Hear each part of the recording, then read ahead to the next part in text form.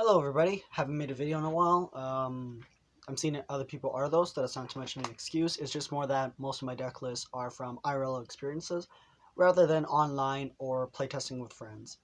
However, I come with a new deck I've never actually really played or even touched before. I've dueled it a couple of times, but I've never dueled with it until now. We're talking about Invoked, mainly Invoked Shaddolls. I recently came into a deck list that I thought was pretty decent. I made some modifications, but most of the deck you'll see, I bought this for about 210 USD 2 days ago. So it's not bad. It also came with 2 evenly matches, which were $30 at the time. So I think it's a pretty solid profile. It's high rarity, so pretty good. Regardless, this is going to be my interpretation of it. Let me know in the comments, and if there are any things that would be abnormal, I will reference them. So let's get started into the deck profile.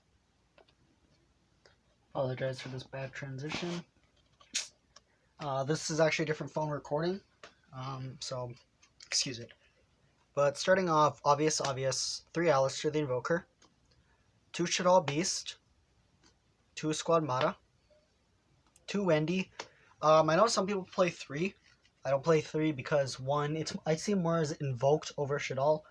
Also, as well as Wendy's a nice starter, but I don't see I need more than 2. 2 Ash Blossom. 2 Trick Clown.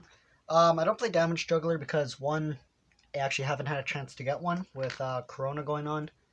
But you could play, well, 3 if you're going to play this, but I personally don't, and it still works pretty fine. Cap Shell. 1 Cap Shell over like 3 Beast or whatever is because you can pair it off with Beast, draw 2. Also because if you send it to grave, next turn, cross shape, bring it back, go for Apollosa or something, and then you get 2 draws off for the 1 card. So it works pretty well. 1 Cap Shell. 1 Hedgehog, 1 Ariel, and 1 Dragon. Not much back row removal in the main deck category because it's not needed, and I'm trying to play a going first engine, so that's why.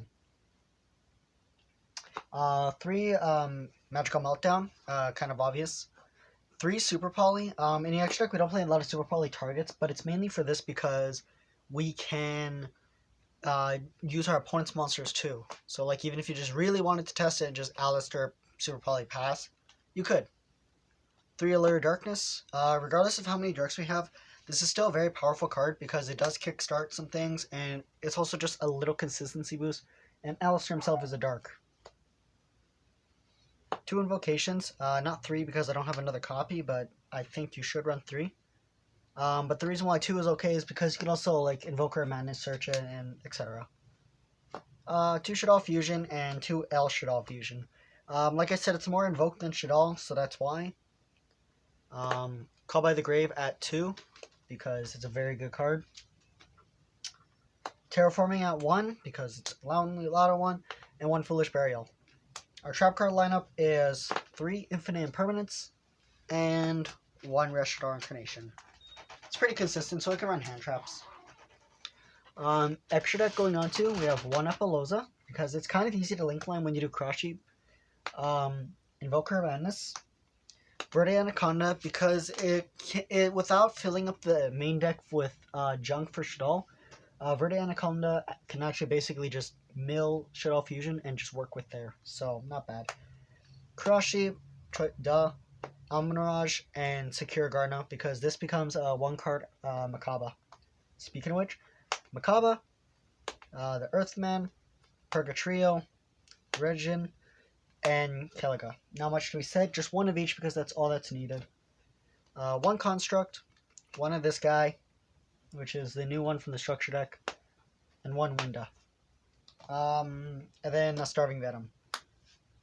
So not much with that. Let me get a transition. Again, I apologize for the transitions. I know they're really bad, and I think this camera quality is way worse. I'm actually going to be ordering a new recording camera from Amazon, so I can actually start recording proper videos and maybe even edit them properly. That aside, I'm more trying this deck for fun. I'm going to be posting Shaddoll Invoked versus Fluffle's deck soon, and that's going to be going up soon. No promises when. I don't really have a time frame for that. However, I'm also going to be having an Orcus deck profile updated soon.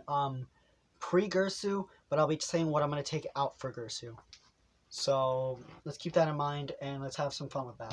Thank you so much for watching. I know this is pretty short, but just a little thing. I'm hosting a Yu-Gi-Oh tournament on Dueling Book, and I have a Discord going up. I'll leave it in the description. Basically, I am hosting two different things. One is no entry fee and no prizing, unfortunately. But then one with entry fees and then prizing, like card prize tournaments or cash out prize tournaments, etc., etc. So if you're interested, just check the Discord below and etc. Also, in these times, Texas in the state is actually opening up slowly. Anywhere you are, I recommend you support your vendors. I'm actually trying to support one of my stores because they might not do so well during this epidemic. So I'm trying to help them out, and I'll be more linked in more information soon. So please support them. Let's not let Yu-Gi-Oh collapse for any little stores who are trying their best, just aren't as top. Let's save Yu-Gi-Oh one thing at a time, even if it's just buying a pack of sleeves. Anything helps, and everything helps. So thank you so much for watching. I'm glad you watched till the end. Hopefully this was quick and short, and maybe we can keep it like this, or I can go into long explanations of everything. Regardless, thank you. Have a nice day.